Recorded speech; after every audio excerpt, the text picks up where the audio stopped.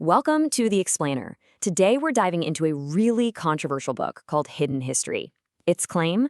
Well, it basically says everything you think you know about how World War I started is wrong, that it wasn't an accident at all, but a deliberate plot. So, the book kicks off with a real bombshell of a quote. It says the history of the First World War is a deliberately concocted lie. Now think about that. This isn't just saying a few facts are out of place. It's arguing the whole story we've been told was made up, and that the real truth has been buried on purpose for more than 100 years. Think back to your history class. What did they tell you about World War I? It was probably something like a tragic but totally unavoidable mess, right?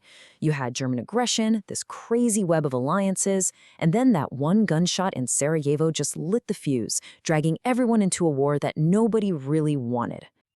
Well, this book takes that whole story and just tosses it right out the window. It says, nope, not an accident, and Britain, far from being dragged into it reluctantly, the central claim here is that the entire war was engineered on purpose by a super powerful secret group in London. So the blame shifts completely from Berlin right over to Britain.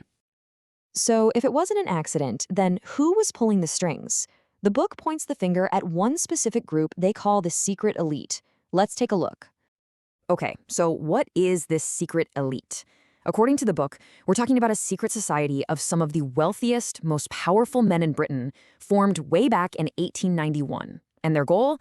Well, it was pretty huge: to bring the entire planet under their influence and control. But why? What was their motivation? The book argues it all came down to one thing: fear. A really deep-seated fear. They looked at Germany's booming economy and didn't see healthy competition. No, they saw a direct threat to the British Empire's spot at the top of the food chain. And the conclusion they supposedly came to? It was simple, and it was brutal. Germany had to go, and war was the only way to make that happen. And just look at who the book says was in this group. These weren't just your typical politicians. You've got Cecil Rhodes, the diamond millionaire who started it all. You've got Alfred Milner, who's described as the main operator, the guy getting things done. And then you have financiers like Lord Rothschild, whose money and influence, the book claims, were so vast they could operate above and beyond governments. Okay, so this group has a plan, but according to the book, they didn't just dive headfirst into a world war. That'd be crazy. They needed a test run, a rehearsal, and the perfect place for that rehearsal? South Africa, during the Boer War. The book lays out how the Boer War was essentially their laboratory, where they perfected a 4-step playbook for starting a war and getting what you want. Step 1, invent a justification, a pretext. Step 2, get the media on your side to control the narrative. Step 3, poke and prod your enemy until they're forced to throw the first punch. And finally, step 4, grab what you came for, all while making it look like you were the one who was attacked. And the cost of this so-called template? It was absolutely staggering. The book points to a horrifying number: 20,000. That's how many children, it says, died in British concentration camps during that conflict. A truly devastating consequence of these alleged political games.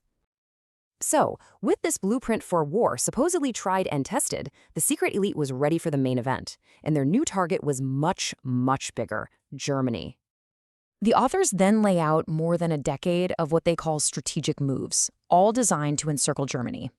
We're talking about treaties with France that had secret clauses meant to provoke the Germans.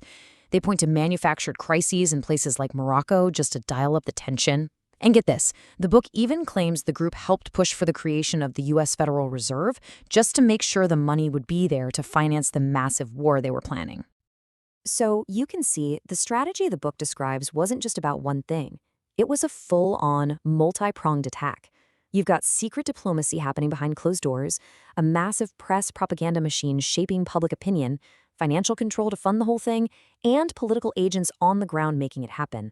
All of it, according to the book, working in concert to push Europe right to the edge. But here's the thing. According to this book, winning the war on the battlefield wasn't the final step, not even close. The last and maybe the most important piece of the puzzle was to win the war of history, to control the story itself and make sure their version was the only one anyone ever heard. And the master stroke, according to the book, was Article 231 of the Treaty of Versailles. You probably know it as the War Guilds Clause. By forcing Germany to sign a document saying, "This was all our fault," the victors didn't just end the war. They legally cemented their own narrative, effectively airbrushing their own alleged role right out of the history books. And this wasn't some clumsy last-minute cover-up. The book claims it was just as systematic as the plan for the war itself. They say German requests for a neutral investigation were shut down, that newspapers controlled by the elite pushed the German guilt story relentlessly. Any historians who disagreed were shut out or dismissed. It even alleges a massive, coordinated effort to go into archives all over Europe, find incriminating evidence, and make it disappear.